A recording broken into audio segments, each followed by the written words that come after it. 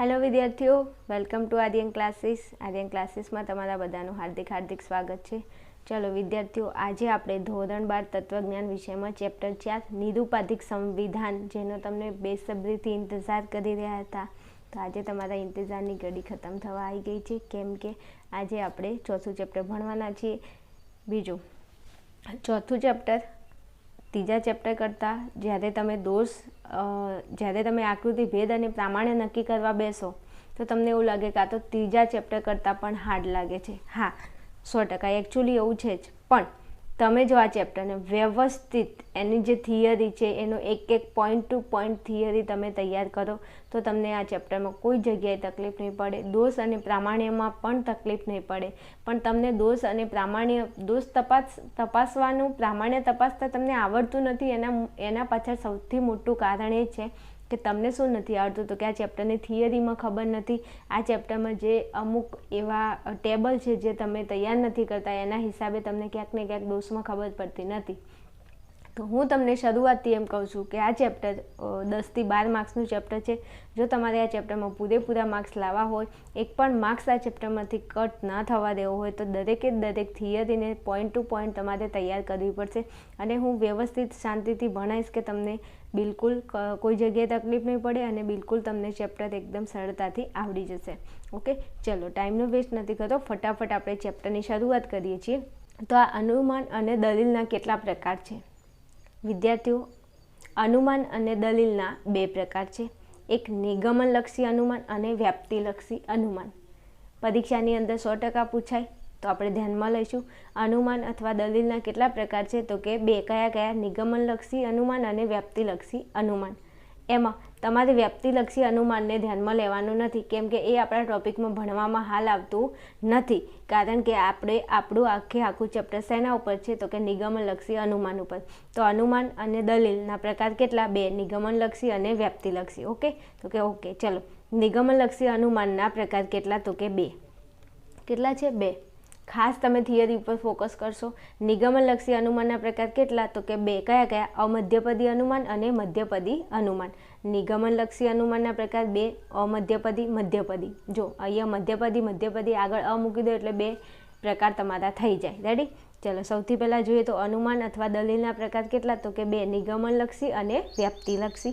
Okay, એમાં વ્યાપ્તિલક્ષીને side કરી દો, કારણ કે આની આપણે જરૂર નથી. આપણે અહીંયા જરૂર છે નિગમનલક્ષી અનુમાનના પ્રકાર કેટલા? બે. કયા? અમધ્યપદી અને મધ્યપદી. એમાંથી અમધ્યપદીના કેટલા પ્રકાર પડે છે? તો અમધ્યપદીના બે પ્રકાર પડે છે અને મધ્યપદીના 3 પ્રકાર પડે છે. જો પહેલાં બે પ્રકાર, પછી પાછા અમધ્યપદીના બે પ્રકાર અને પછી મધ્યપદીના 3 પ્રકાર. આવું થોડું યાદ રાખશો તો સેટ થઈ જશે, નહીં તો બધું ભેગું થઈ જશે. સૌથી પહેલાં નિગમનલક્ષી અનુમાન, એના બે પ્રકાર: અમધ્યપદી, મધ્યપદી. અમધ્યપદીના બે અને મધ્યપદીના 3. અમધ્યપદીના બે પ્રકાર કયા? તો અહીંયા યાદ રાખશો: વિરોધાશ્રિત અનુમાન અને સામ્યાર્થી અનુમાન. અમધ્યપદી અનુમાનના પ્રકાર કેટલા? બે. કયા? વિરોધાશ્રિત અનુમાન અને સામ્યાર્થી અનુમાન. રેડી? ઓકે, હવે આ બાજુ આવો. મધ્યપદી અનુમાનના પ્રકાર કેટલા? 3. કયા? તો આ 3 આપણે ભણી ગયા છીએ, ક્યાંક ને ક્યાંક આપણને ખબર છે. ના, અમને નથી ખબર હો, અમે આ ચેપ્ટરમાં પહેલી વાર જોઈએ છીએ, તો ડોન્ટ વરી. આપણે ત્રીજા ચેપ્ટરમાં વૈકલ્પિક સંવિધાનને લગતો નિયમ જોઈ ગયા, તો કે હા, ડીએસને લગતો નિયમ. પછી સોપાધિક સંવિધાનને લગતો નિયમ જોઈ ગયા, તો કે હા, જોઈ ગયા, એચએસનો નિયમ. તો આ બે નિયમ તો આપણને એના ગુજરાતી નામ તો યાદ જ છે. અને ત્રીજો નિયમ નિરુપાધિક સંવિધાન, જે આપણા ચેપ્ટરનું નામ છે. ઓહો, આ તો અમને મજા આવી ગઈ યાદ રાખવાની. તો બસ આવું જ કંઈક છે, પણ આપણે એ દ્રષ્ટિએ જોતા જ નથી. આપણે બસ એવું કે બસ ચેપ્ટર ભણવાનું છે, ક્યાંથી શું આવે છે કંઈ એનાથી આપણે કંઈ લેવા દેવા જ નથી. એવું ના હોવું જોઈએ. ક્યાંક ને ક્યાંક એવી રીતે ટ્રીક બનાવીને ચેપ્ટરને યાદ રાખો કે તમારા 100માંથી 100 માર્ક્સ આવી જાય હસતા. ચાલો, મધ્યપદી અનુમાનના 3 પ્રકાર યાદ રહી ગયા. એક તો આપણા ચેપ્ટરનું નામ છે નિરુપાધિક સંવિધાન, બીજું વૈકલ્પિક સંવિધાન, સોપાધિક સંવિધાન. સંવિધાન યાદ રાખવાનું છે. નિરુપાધિક, વૈકલ્પિક અને સોપાધિક, આ 3 પ્રકાર છે. કોના? મધ્યપદી અનુમાનના. કોના? મધ્યપદી અનુમાનના. પરીક્ષામાં એ પ્રશ્ન પૂછાય છે કે નિરુપાધિક સંવિધાન એ કયા અનુમાનનો પ્રકાર છે? તો તમે શું લખશો? મધ્યપદી અનુમાનનો પ્રકાર છે. આ પ્રશ્ન તમને જોવા મળશે વિભાગ બીમાં, મનોરત્નમાં, કે નિરુપાધિક સંવિધાન એ કયા અનુમાનનો એક પ્રકાર છે? તો મધ્યપદી અનુમાનનો આ એક પ્રકાર છે. Okay, ready? ચલો ફરીથી એકવાર રિવિઝન કરી દઈએ કે નિગમનલક્ષી અનુમાનના 2 પ્રકાર, અમધ્યપદી અને મધ્યપદી. એમાં અમધ્યપદીના 2 પ્રકાર, વિરોધાશ્રિત અને સામ્યાશ્રિત. મધ્યપદીના 3 પ્રકાર, નિરુપાધિક સંવિધાન, વૈકલ્પિક સંવિધાન અને સોપાધિક સંવિધાન. રેડી? ચલો આટલો કોઠો તમારો વ્યવસ્થિત તૈયાર થઈ જાય તો એને એકવાર લખી અને સાઈડમાં તૈયાર કરી લેવાનો. ઓકે, ચલો હવે થોડું આગળ જાઉં ચેપ્ટરમાં. ચલો પછી મેં અહીંયા એક વ્યાખ્યા લખી છે. આપણે કયું ચેપ્ટર ભણીએ છીએ તો કે નિરુપાધિક સંવિધાન. તો હવે આપણે નિરુપાધિક સંવિધાનના ચેપ્ટરમાં થોડું આગળ જઈશું તો કે હા જઈએ. ચલો હવે જોજો, અહીંયા છે નિરુપાધિક વિધાનની વ્યાખ્યા. મેં અહીંયા લખ્યું છે નિરુપાધિક વિધાનની વ્યાખ્યા. આપણા ચેપ્ટરનું નામ શું છે? નિરુપાધિક સંવિધાન. અહીંયા મેં તમને નિરુપાધિક વિધાનની વ્યાખ્યા લખી છે. ઓકે, એટલે સંવિધાન અને વિધાનમાં ફરક છે. અહીંયા સ છે, અહીંયા સ નથી. આ હાલ હું તમને કોની વ્યાખ્યા ભણાવું છું તો કે નિરુપાધિક વિધાનની. પરીક્ષાની અંદર બાય મિસ્ટેક ના થાય એનું ધ્યાન રાખજો. નિરુપાધિક વિધાનની વ્યાખ્યા પૂછી છે કે નિરુપાધિક સંવિધાનની વ્યાખ્યા પૂછી છે, બંનેની વ્યાખ્યા અલગ અલગ છે એટલા માટે. ઓકે, ચલો હવે જોઈશું. આપણે ચેપ્ટરની શરૂઆત અહીંથી થાય છે અને થિયરી યાદ રાખવાની શરૂઆત અહીંથી તમારે કરવાની છે. જો ચેપ્ટરમાં સારા માર્ક્સ જોતા હોય તો તમારે આ કામ કરવું જ પડશે. 100માંથી 100 માર્ક્સ લાવવા હોય તો આ બધી મજૂરી આપણે કરવી જ પડશે. ચલો નિરુપાધિક વિધાનની વ્યાખ્યા તો કે નિરુપાધિક વિધાન એટલે કશાકના વિશે કશિક, કશાકના વિશે કશિક, બિનશરતી માહિતી આપતું વિધાન. જો વિધાનમાં ખબર પડે, અહીંયા નીચે ઉદાહરણ તરીકે આપેલું છે. જો સર્વ બાળકો હોશિયાર છે, આ એક શું છે? વિધાન છે. રેડી? તો કે હા વિધાન છે. એટલે નિરુપાધિક આપણે વિધાનની વ્યાખ્યા જોઈએ છે. તો વિધાન એ એવું હશે કે તમને કશાકના વિશે કશીક માહિતી આપતું હશે. શું આપતું છે? કશાકના વિશે કશીક તમને માહિતી આપતું છે. માહિતી તો ખરી પણ કેવી? બિનશરતી. મતલબ એમાં કોઈ શરત નહીં હોય. શરતની અંદર આ શબ્દ આવે જો અને તો. જો તો આવે તો એ શરતી માહિતી આપતું હોય, જો તો ના આવે તો એ બિનશરતી માહિતી આપતું હોય. તમારે અહીંયા ખાલી એક શબ્દ યાદ રાખવાનો છે કે કશાકના વિશે, કશાકના વિશે કશીક બિનશરતી માહિતી આપતું વિધાન એટલે નિરુપાધિક વિધાન. આ શું થઈ ગઈ? નિરુપાધિક વિધાનની વ્યાખ્યા જે આપણે યાદ રાખવાની છે અને મોસ્ટ આઈએમપી પૂછાય છે વિભાગ બીમાં કે નિરુપાધિક વિધાનની વ્યાખ્યા લખો. તો નિરુપાધિક વિધાન એટલે કશાકના વિશે કશીક બિનશરતી માહિતી આપતું વિધાન. હવે વ્યાખ્યાને 5 વખત તૈયાર કરી લેવાની. ચલો આટલું થઈ ગયું. હવે હું તમને અહીંયા ઉદાહરણ સમજાવું છું. જુઓ તો કે સર્વ બાળકો હોશિયાર છે, કોઈ પણ શિક્ષક અભણ નથી. તો શિક્ષકો અભણ ના હોય ને અભણ હોય તો શિક્ષકો ના બને. જુઓ તો ખરા કેવું એક્ઝામ્પલ લીધું છે, સારું છે આમ તો. સર્વ બાળકો હોશિયાર છે તો આ એક શું છે? વિધાન છે. અને જો એમ કહે છે કે બાળકો હોશિયાર છે તો બાળકો વિશે જો કશાકના વિશે એટલે કશાકના વિશે કશીક માહિતી. આ બાળકો હોશિયાર છે તો કશાકના વિશે કશીક માહિતી આપે છે કે બાળકો કેવા છે? હોશિયાર છે. તો આપણને શું મળ્યું? બાળકોની માહિતી મળી કે નહીં? તો આ વિધાન શું આપે છે? કશાકના વિશે કશીક માહિતી આપે છે. તો આ શું થઈ ગયું? આપણું નિરુપાધિક વિધાન. પછી જો કોઈ પણ શિક્ષક અભણ નથી. મતલબ શિક્ષક શું નથી? અભણ નથી. તો શિક્ષકો વિશે આપણને શું મળી? માહિતી મળી કે નહીં? તો કે હા મળી ને. તો કશાકના વિશે કશીક બિનશરતી માહિતી આપતું હોય તો એને તમે શું કહેશો? તો કે નિરુપાધિક વિધાન કહેશું. રેડી છે? વ્યાખ્યા ક્લિયર? જો ચેપ્ટરમાં ખબર પડતી હોય, ભણવામાં મજા આવતી હોય તો જરા કોમેન્ટની અંદર જણાવતું રહેવું હો, અને જરા થંબ બમ મૂકવો. ચાલો હવે આગળ જઈએ. જોજો બરોબર જરા ઝૂમ કરકે દેખના. ચાલો બીજું કે આ વિડીયો લોંગ ના થઈ જાય એટલા માટે હું શોર્ટ વિડીયો બનાવીશ. ઓકે, ચાલો હવે નિરુપાધિક વિધાન આપણે ભણી ગયા. નિરુપાધિક વિધાનની વ્યાખ્યા જોઈ લીધી કે કશાકના વિશે કશીક બિનશરતી માહિતી આપતું વિધાન. રેડી? હવે આપણે જોવાનું છે નિરુપાધિક વિધાનના બંધારણીય ઘટકો. શું જોવાના છે? નિરુપાધિક. આપણે નિરુપાધિક વિધાનની આ વ્યાખ્યા જોઈ તો કે હા જોઈને.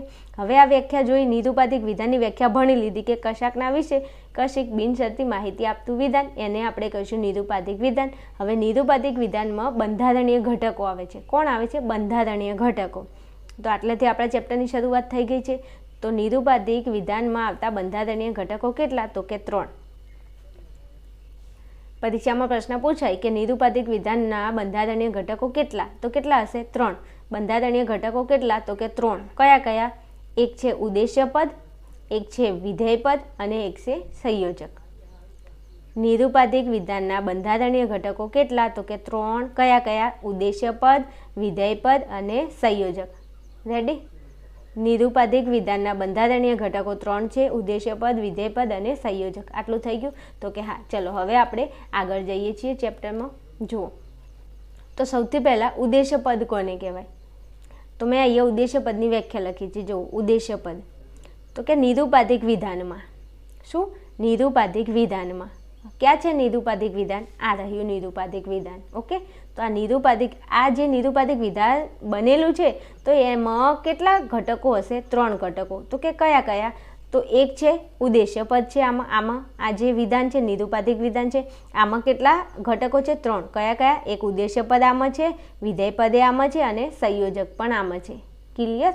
તો કે ક્લિયર. હવે જો સૌથી પહેલાં આપણે જોઈએ ઉદ્દેશ્ય પદની વ્યાખ્યા. તો કે ઉદ્દેશ્ય પદ એટલે શું? તો કે નિરુપાધિક વિધાનમાં, આ આપણું નિરુપાધિક વિધાન છે. નિરુપાધિક વિધાનમાં જેના વિશે માહિતી આપવામાં આવી હોય. શું? જેના વિશે માહિતી આપવામાં આવી હોય તે પદ. જેના વિશે માહિતી. હવે તમે જુઓ, સર્વ બાળકો હોશિયાર છે, આ વિધાન છે. હવે આમાં કોના વિશે માહિતી આપી છે? તો કે બાળકો વિશે. તો આ બાળકો આપણું શું થઈ ગયું? તો કે આ બાળકો આપણું ઉદ્દેશ્ય પદ. ખબર પડી? ફરી સમજાવું. આ આપણું નિરુપાધિક વિધાન. આ વિધાન 3 ઘટકોથી બનેલું છે. એક ઉદ્દેશ્ય પદ, એક વિધેય પદ અને સંયોજકથી. હવે સૌથી પહેલાં આપણે જોયું ઉદ્દેશ્ય પદ. ચાલો, ઉદ્દેશ્ય પદ વિશે આપણને કમ્પ્લીટ ખબર પડી ગઈ. તો હવે આપણે જોઈશું વિધેય પદ. તો કે વિધેય પદ કોને કહેવાય? તો વિધેય પદ એટલે નિરુપાધિક વિધાનમાં ઉદ્દેશ્ય પદ વિશે. ઉદ્દેશ્ય પદ જોઈ લીધું. ઉદ્દેશ્ય પદ વિશે જે માહિતી આપવામાં આવી હોય તેને વિધેય પદ કહેવાય. ના ખબર પડી? અહીંયા આવો સમજાવો. સર્વ બાળકો હોશિયાર છે, આ આપણું નિરુપાધિક વિધાન છે. આ નિરુપાધિક વિધાનમાં બાળકો એ ઉદ્દેશ્ય પદ છે. બાળકો વિશે આજે માહિતી આપી કે બાળકો કેવા છે? તો કે હોશિયાર છે. તો હોશિયાર એ આપણું શું થઈ ગયું? તો કે વિધેય પદ. ઓકે, અને આ છે ઉદ્દેશ્ય પદ. જો 2 વસ્તુ છે અહીંયા, એક ઉદ્દેશ્ય પદ અને એક વિધેય પદ. આ સર્વ બાળકો હોશિયાર છે, આ આખું નિરુપાધિક વિધાન છે. આ નિરુપાધિક વિધાન 3 ઘટકોનું બનેલું છે. કયા કયા ઘટકો? એક ઉદ્દેશ્ય પદનું બનેલું હોય, વિધેય પદ હોય અને સંયોજક હોય. ઉદ્દેશ્ય પદ એટલે કોણ? તો કે ઉદ્દેશ્ય પદ એટલે જેના વિશે માહિતી આપવામાં આવી હોય. હવે આ સર્વ બાળકો હોશિયાર છે, એમાં કોના વિશે માહિતી આપી? હોશિયાર. પણ કોણ હોશિયાર? બાળકો. તો જેના વિશે માહિતી આપી હોય એ ઉદ્દેશ્ય પદ. તો કોના વિશે માહિતી આપી? બાળકો વિશે. તો બાળકો શું છે? ઉદ્દેશ્ય પદ. ઓકે, તો કે ઓકે. હવે આપણે જોયું વિધેય પદ. તો વિધેય પદ એટલે શું કહેવા માંગે છે? તો વિધેય પદની વ્યાખ્યા એવી થાય છે કે ઉદ્દેશ્ય પદ વિશે જે માહિતી આપવામાં આવી હોય તેને વિધેય પદ કહેવાય. આ ઉદ્દેશ્ય પદ. હવે આના વિશે આ માહિતી આપી કે બાળકો હોશિયાર છે. ઉદ્દેશ્ય પદ બાળકો છે. બાળકો વિશે માહિતી આપી કે બાળકો હોશિયાર છે. તો આ બાળકો હોશિયાર છે, તો આ જે હોશિયાર જે પદ આપેલું છે એને તમે કહેશો વિધેય પદ. કેમ કે બાળકો ઉદ્દેશ્ય પદ છે અને બાળકો વિશે આ માહિતી આપી કે બાળકો હોશિયાર છે. તો હોશિયાર એ તમારું વિધેય પદ. રેડી? જો બંને વ્યાખ્યા એકદમ સહેલી છે. ઉદ્દેશ્ય પદ તો કે નિરુપાધિક વિધાનમાં જેના વિશે માહિતી આપી હોય તે ઉદ્દેશ્ય પદ. કોના વિશે માહિતી આપી? બાળકો વિશે. તો બાળકો ઉદ્દેશ્ય પદ. ચલો બીજું વિધાનમાં જુઓ. તો કે કોઈ પણ શિક્ષક અભણ નથી. તો આમાં માહિતી કોના વિશે આપી? તો કે શિક્ષક વિશે. તો શિક્ષક એ આપણું શું છે? ઉદ્દેશ્ય પદ. ઓકે, તો કે ઓકે. હવે જોજો, આ ઉદ્દેશ્ય પદ, શિક્ષક એ ઉદ્દેશ્ય પદ છે. તો કે હા. હવે શિક્ષક વિશે કઈ માહિતી આપી? કે શિક્ષક અભણ નથી. તો આ અભણ એ શું છે? આપણું વિધેય પદ. ખબર પડી વાતમાં? આપણું આખું નિરુપાધિક વિધાન છે, એમાં પહેલું હશે ઉદ્દેશ્ય પદ, બીજું હશે એ વિધેય પદ હશે. ઓકે છે? તો કે ઓકે છે. હવે ત્રીજા નંબર ઉપર શું કહેવા માંગે છે જોઈ લો. તો ત્રીજા નંબર છે સંયોજક. ઉદ્દેશ્ય પદ જોયું, વિધેય પદ જોયું, હવે જોઈશું સંયોજક. તો કે સંયોજક એટલે શું? તો સંયોજકની વ્યાખ્યા બહુ સરસ મજાની છે, જોઈ લઈએ. તો કે નિરુપાધિક વિધાન, આ એક અને આ બે નિરુપાધિક વિધાનો છે. તો કે નિરુપાધિક વિધાન હકારાત્મક છે કે નકારાત્મક છે? આ વિધાન ભાઈ હકાર છે કે નકાર છે? તમે જુઓ તો આ નિરુપાધિક વિધાન છે.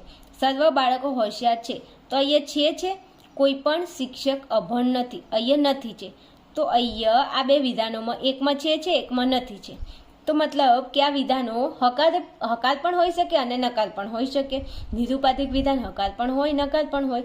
તો અહીંયા એમ કહે છે કે નિરુપાધિક વિધાન હકારાત્મક છે કે નકારાત્મક છે એ બાબતની સ્પષ્ટતા નિરુપાધિક વિધાનની રજૂઆતમાં આવતા છે અને નથી શબ્દ વડે થાય છે.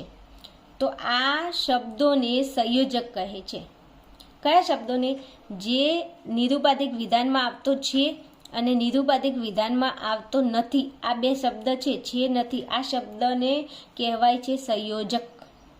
જો વ્યાખ્યા એકદમ સહેલી છે કે આ નિરુપાધિક વિધાન છે એ હકારાત્મક છે કે નકારાત્મક છે એની સ્પષ્ટતા તમે કેવી રીતે કરી શકો? તો કે બે શબ્દોથી. કયા શબ્દો? એક છે શબ્દ, છે હોય તો હકાર ને નથી હોય તો નકાર. તો નિરુપાધિક વિધાન હકાર છે કે નકાર છે એની રજૂઆત તમે કેવી રીતે કરી શકો? તો કે છે અને નથી આ શબ્દ વડે. તો આ જે શબ્દો છે, આ છે નથી, આ જે શબ્દો છે બે, તેને તમે કહેશો સંયોજક. રેડી છે? ચાલો અહીંયા આવો ફટાફટ. આ નિરુપાધિક વિધાન છે, આ નિરુપાધિક વિધાન છે. કોઈ પણ નિરુપાધિક વિધાન હોય કેટલા ઘટકોનું બનેલું હોય? 3. કયા કયા? ઉદ્દેશ્ય પદ, વિધેય પદ અને સંયોજક. ઉદ્દેશ્ય પદ એટલે જેના વિશે માહિતી આપવામાં આવે એટલે આ ઉદ્દેશ્ય પદ. બાળકો, અહીંયા શિક્ષક, ઉદ્દેશ્ય પદ. પછી વિધેય પદ. તો વિધેય પદ એટલે ઉદ્દેશ્ય પદ વિશે જે માહિતી આપવામાં આવી હોય તે. તો આ આપણું બાળકો અને શિક્ષક, આ આપણું ઉદ્દેશ્ય પદ છે. તો ઉદ્દેશ્ય પદ આ અહીંયા બાળકો વિશે એમ કીધું છે કે બાળકો હોશિયાર છે અને અહીંયા શિક્ષક વિશે એમ કીધું કે શિક્ષક અભણ નથી. તો આ શિક્ષક અભણ નથી, આ આપણું વિધેય પદ. રેડી? તો આગળ હોય ઉદ્દેશ્ય પદ, પાછળ હોય વિધેય પદ. હવે આ બંનેમાં જો એકમાં છે એકમાં નથી છે.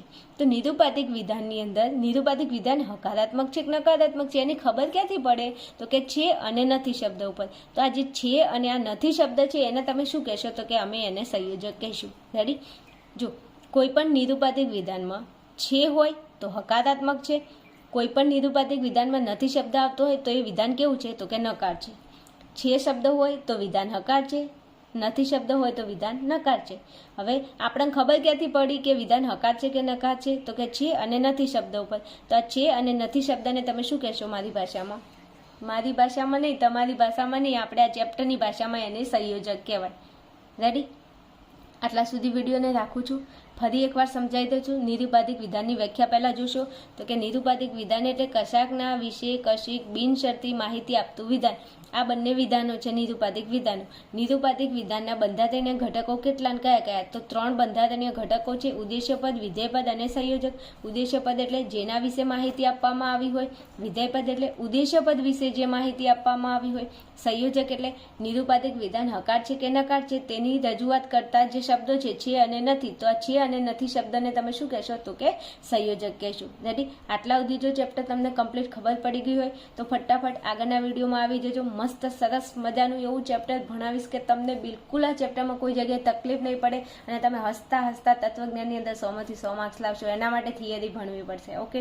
તો થિયરી ભણવાનું ભૂલતા નહીં. ચેપ્ટરને કોઈ પણ જગ્યાએ સ્કીપ કરવાની કોશિશ નહીં કરતા. હું એકની એક વસ્તુ તમને 3 થી 4 5 વાર સમજાવીશ એટલા માટે તમને થિયરી આવડી જાય. બધા છોકરાને 100 માંથી 6 માર્ક્સ એમને એમ નથી આવતા. એના માટે એ લોકો મારા શબ્દોને 10 15 વાર એકની એક વસ્તુ સાંભળે છે. ઘણા બધા વિદ્યાર્થીઓ તો એવું પણ કહે છે કે બેન અમે જ્યારે પરીક્ષામાં લખવા બેઠા હોય ને તત્વજ્ઞાનનું પેપર ત્યારે તમારા શબ્દો અને તમારો અવાજ અમારા કાનોમાં ગુંજતો હોય છે. તો તમે વિચાર કરો કે એ લોકો કેટલું સિરિયસતાથી ભણતા હશે. તો તમે પણ એવું સિરિયસ લેશો તો 100% તમે એક્ઝામમાં બેઠા હશો ને તો મારો અવાજ તમને સંભળાશે. હું વ્યાખ્યા બોલતી હશું ને તમે લખતા હશો 100%. ઓકે? ચલો ફટાફટ આવો આગળના વિડીયોમાં. બીજું ચેનલને સબસ્ક્રાઈબ કરવાનું બિલકુલ નહીં ભૂલતા હો. હા.